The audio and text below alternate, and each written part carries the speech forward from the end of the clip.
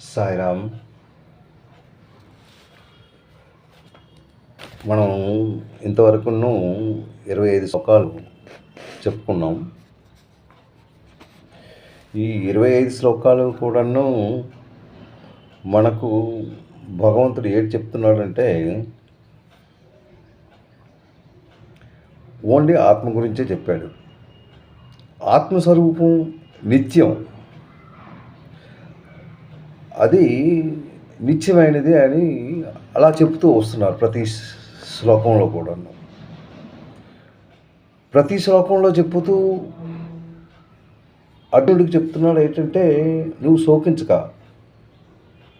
నువ్వు విచారించొద్దు. ఆయన విచారం పోవడానికి ప్రతి శ్లోకంలో ఆయన అంటే ప్రతి విషయం ఆయన మరీ మరీ మరీ మరీ చెప్తున్నాడు. లాస్ట్ శ్లోకంలో 25వ శ్లోకంలో ఆయన ఈ ఆత్మ ఇంద్రియ గోచరాలు లేవు, దీనికి ఇంద్రియాలు లేవు, పుట్టిన తర్వాత దానికి ఈ ప్రకృతితో కలిపి ఇంద్రియాలు వస్తున్నాయి, ఈ స్పర్శ జ్ఞానము ఇవన్నీ వస్తున్నాయి. అంతకుముందు దానికి అదేం లేదు. దీనికి ఒక మనస్సాన్ని కూడా లేదు. అది లాస్ట్ శ్లోకంలో అతను వ్యక్తం చేశాడు. దీనికి మనసు లేదు, ఇంద్రియాలు లేవు. దాని గురించి నువ్వు ఏమీ విచారించక అని చెప్తూ 26వ శ్లోకంలో ఆయన ఏం చెప్తున్నాడంటే, ఈ ఆత్మకు జనన మరణాలు కూడా లేవు. ఇన్ కేసు నువ్వు దీనికి జనన మరణాలు ఉన్నాయి అని నువ్వు అనుకున్నా, ఎవరైనా నీకు చెప్పవచ్చు. ఎంతోమంది ఉన్నారు పెద్ద పెద్ద పండితులు, ఆ పండితులు నీకు చెప్పే అవకాశం ఉంది. సో ఇన్ కేసు వాళ్ళు చెప్పినన్ను దీని గురించి నువ్వే భయపడిన అవసరం లేదు అనేసి ఈ శ్లోకంలో చెప్పు. ఆదచైనం నిత్యం నిత్యజాతం నిత్యం వామన్యసే మృతం తదాపి అత్వం మహాబాహో నైవం శోచితమర్హసి అనేసి 26వ శ్లోకంలో చెప్తున్నాడు. ఇది నీవు ఈ ఆత్మకు జనన మరణాలు ఇన్ కేసు ఒకసారి నువ్వు భావించిన నువ్వు దీనికి శోకించడం అవసరం లేదు అనేసి ఆయన చెప్తున్నాడు. ఒకవేళ అధచైవం నిత్యజాతం అంటే సర్వదా జన్మించినప్పటికీ, అధచైవం అంటున్నాడు అంటే ఏవం, ఒకవేళ నువ్వు ఇన్ కేస్ ఈ జీవులు పుడుతున్నారు, ఇది ఈ ఆత్మకి అదేం లేదు అనేసి వాదనలు రావచ్చు, దానికి నువ్వేం కంగారు పడిన అవసరం లేదు అనేసి అది చెప్తూ 27వ శ్లోకంలో ఆయన జాతస్య హి ధ్రువో మృత్యః ఎంత చక్కగా చెప్పారో చూడండి. జాతః హి ధ్రువో మృత్యః ధ్రువం జన్మ మృత్యశ్చ తస్మాద్ అపరిహాత్యేర్దే నత్వం శోచితమర్హసి. జాతస్య హి ధ్రువో, అక్కడ ఆయన జాతస్య హి ధ్రువో అంటున్నాడు. జాతస్య అంటే పుట్టుక.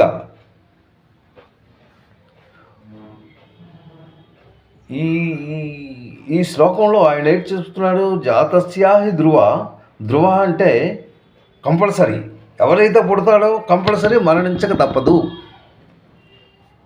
అని ఆయన చెప్తున్నాడు. పుట్టుక తప్పదు, మరణించక తప్పదు. అంటే పుట్టాడు అంటే మరణిస్తాడు. అది జాతః ధ్రువః. ధ్రువః అంటే మస్ట్. ఏంటి మస్ట్? మృత్యుః, మరణిస్తాడు. జననం మరణం.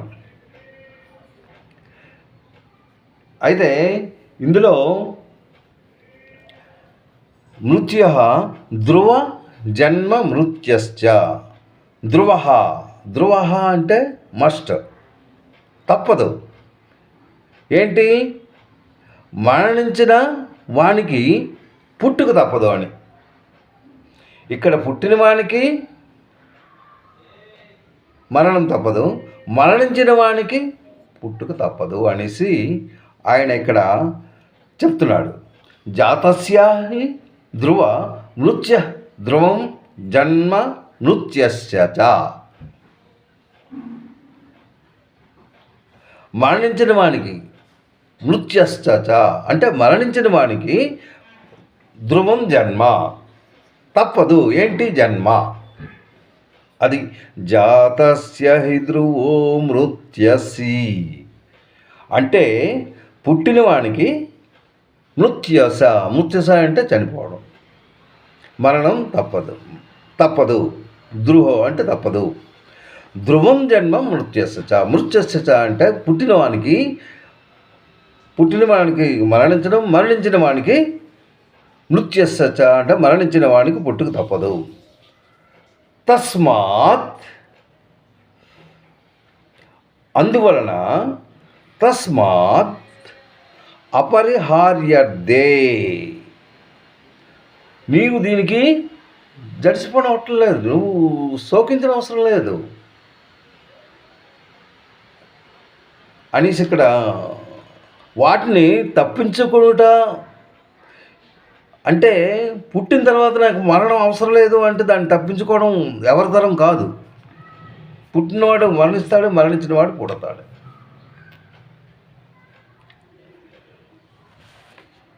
అయితే ఇందులో మరొక అర్థం ఉంది. భగవంతుడికి మనం అంటే ఒక డౌట్ క్రియేట్ చేయొచ్చు. అందరూ చనిపోతున్నారా? కొన్ని శ్లోకాల్లో ఇప్పుడు రాబోయే శ్లోకాలు ఏవైతే రాబోయే కర్మ సన్యాసి యోగం, జ్ఞాన విజ్ఞాన యోగం, రాజ విద్యా యోగం, వీటిల్లో చాలా మట్టుగా భగవంతుడు ఏం చెప్పాడు అంటే ఎవరైతే పుణ్యం చేసుకుంటారో, ఎవరైతే మంచి పనులు చేస్తారో వాళ్ళకి జన్మ ఉండదు అనేసి చెప్తున్నాడు. అయితే ఈ శ్లోకంలో ఏంటంటున్నాడు? జన్మించిన వాడు మరణిస్తాడు, మరణించిన వాడు జన్మిస్తాడు అనేసి రెండు చెప్తున్నాడు. అయితే దానికి దీనికి ఏంటి డిఫరెన్స్?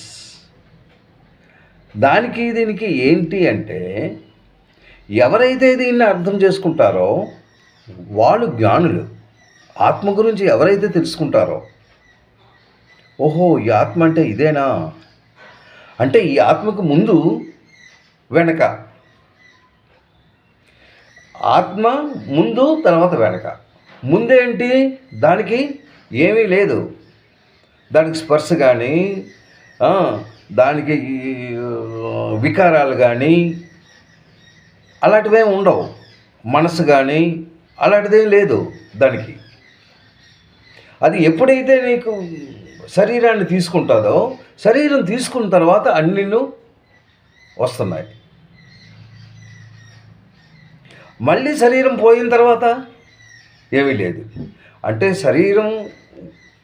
శరీరంకి ముందు లేదు, శరీరంకి తర్వాత లేదు. ఈ మధ్యన ఏదైతే ఉందో ఇది నాటకం. అదే తెలుసుకోవాలి. ఏంటి ఈ మధ్యన ఉన్నది? What is that one? Everybody should think. Okay, అది మనం ఒప్పుకున్నాం.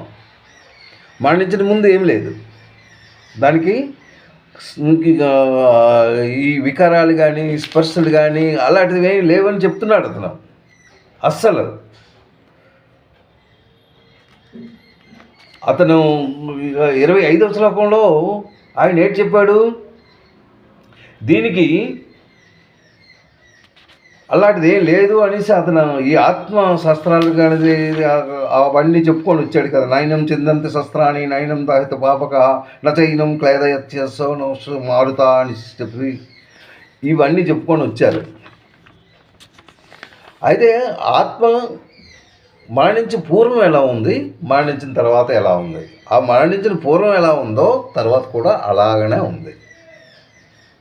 దానికి వికారాలు కానీ జ్ఞానేంద్రియాలు కానీ ఇంద్రియాలు కానీ అలాంటిది ఏమీ లేదు దానికి. ఎప్పుడైతే బాడీ ఉంటుందో ఆ బాడీతోనే ఇది వస్తుంది.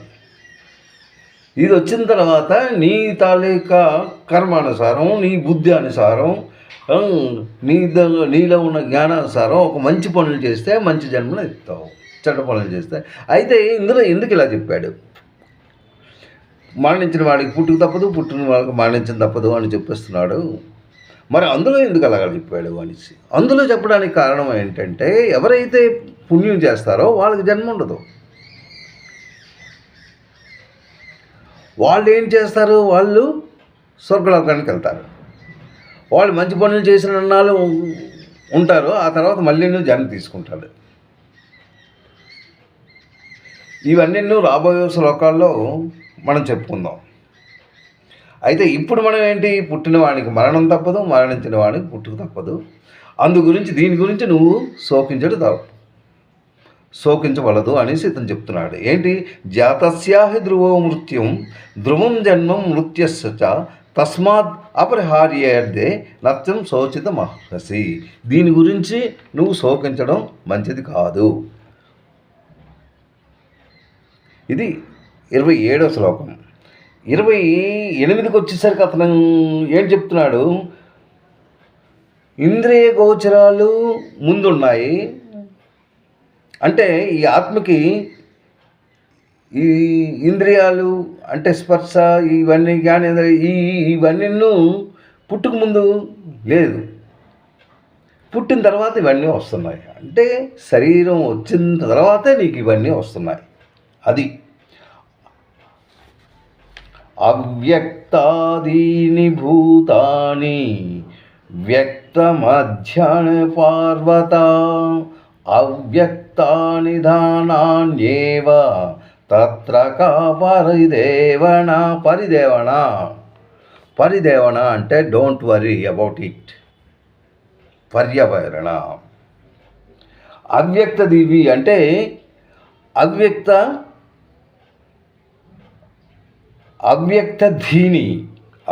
ధీని అంటే బిఫోర్ బర్త్. భూతాన్ని అంటే ప్రాణులు. వ్యక్త మధ్యాని వ్యక్త మధ్యాహ్నం, ఈ మధ్యలో ఏంటి, పుట్టడం చనిపోవడం. ఈ పుట్టిన నుంచి చనిపోయిన వరకు ఉన్న మధ్య పీరియడ్ మధ్యాని, మధ్యాని. భారత అర్జున, అవ్యక్త నిధినాని అంటే మరణించిన పిమ్మట కూడా అవి ఎలా ఉంటాయి, మరణించిన తర్వాత అవి వ్యక్తం కావు. మరణించిన తర్వాత అన్నమాట.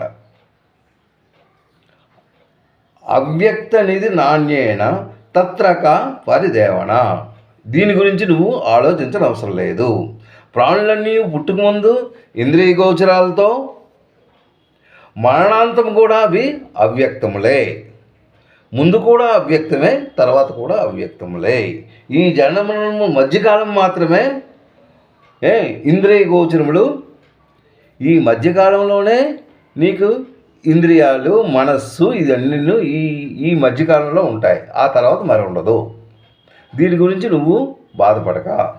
ఇది ఏంటంటే జీవితం అన్నది చాలా చిన్నది. It is very simple thing, very very simple. ఏదో అనుకోని ఇది నాది అనేసి అనుకుంటారు, కానీ నథింగ్ ఈజ్ దేర్. నీవు ఆత్మతో, జీవాత్మ అంటే ఆత్మతో అటాచ్డ్ అయ్యి ఉన్నావు. ఆత్మ ఎలా ఉన్నది అంటే దానికి ఏమీ లేవు. పుట్టిన తర్వాతే నీకు అన్నీ వస్తున్నాయి. ఆ తర్వాత మరణించిన తర్వాత కూడా ఏమీ లేదు. ఈ మధ్య పీరియడ్ లోపలే నీకు అన్నీ వస్తున్నాయి. ఈ మధ్య పీరియడ్ గురించి నువ్వు ఎందుకు ఈ ఆలోచనలు? ఊరిక ఎందుకు ఇలాగా బాధపడిపోవడం? అమ్మో ఆడు చచ్చిపోయాడు, ఈడు చచ్చిపోయాడు, ఇది నాది, ఇది నీది, ఇది నీది, ఎందుకు ఇవన్నీ? నువ్వు పుట్టినవాడికి మరణించక తప్పదు, మరణించిన వాడు పుట్టుకు తప్పదు. అయితే మరణించిన ముందు ఏటున్నది, మరణించిన తర్వాత ఏటున్నది, ఇదంతా చాలా చక్కగా వివరించి చెప్తున్నాడు. మరణించిన ముందు అంటే పుట్టుకు ముందు నువ్వు ఆత్మ ఉన్నది, ఆత్మకేం లేదు. పుట్టిన తర్వాత నీకు అన్నీ వచ్చాయి. తర్వాత మరణించిన తర్వాత మళ్ళీ ఏమీ లేదు. ఈ మధ్య పీరియడ్ లోపలే నీకు అన్నీ వచ్చాయి. కానీ ఇది జనన మరణం తప్పదు. మరణించిన వాడు పుట్టుకు తప్పదు, పుట్టుకు వాడు మరణించక తప్పదు. అయితే కొందరు ఎందుకు పైకి వెళ్తున్నారు? కొందరు మహానుభావులు ఉన్నారు, కొందరు పుణ్యం చేసిన వాళ్ళు ఉన్నారు, ఎన్నో పూజలు చేసి, ఎన్నో వ్రతాలు చేసి, ఎంతో శక్తివంతంగాను తయారు చేసి చాలా ఉన్నారు. భగవంతుని ప్రత్యక్ష దైవాల వాళ్ళు ఎంతోమంది ఉన్నారు. వాళ్ళకి ఏంటంటే పుట్టుక లేదు అనేసి ఈ రాబోయే అధ్యాయాల్లో చాలా మట్టుకు అతను చెప్తున్నాడు. అవి మనం నేర్చుకోవచ్చు. అయితే దీనికి దానికి డిఫరెన్స్ ఏంటి అంటే, వాళ్ళు జ్ఞానులు. ఎవరైతే ఇది తెలుసుకోలేకపోతారో వీళ్ళందరూ అజ్ఞానులు. అజ్ఞానులకు మాత్రం పుట్టుక చావు ఉంటుంది, చావు పుట్టుక ఉంటుంది అజ్ఞానులకి.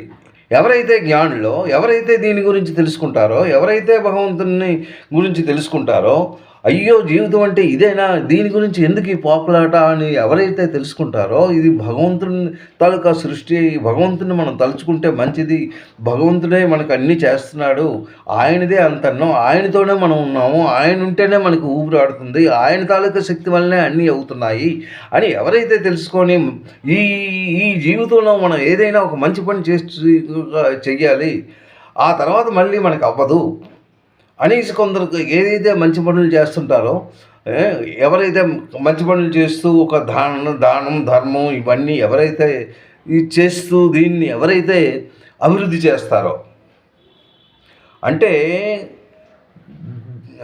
పుట్టిన తర్వాత ఏంటంటే ప్రతి ఒక్కరికన్నా ఆశ అనేది ఉంటుంది. ఆ తర్వాత ఏదో ఒకటి కమాయించుకోవాలి, ఎంత మంచి ఆహారం తినాలి, ఇది తినాలి, ఇది ఎంజాయ్ చేయాలి, ఇవన్నీ ఉంటూనే ఉంటాయి. దానిలో నువ్వేంటంటే నువ్వు భగవంతుని తెలుసుకొని భగవంతుని ధ్యానంలో నువ్వు ఉన్నట్టయితే నీకు ఇవేమి అంటావు. జీవితం అంటే అప్పుడు నువ్వు తెలుసుకుంటావు.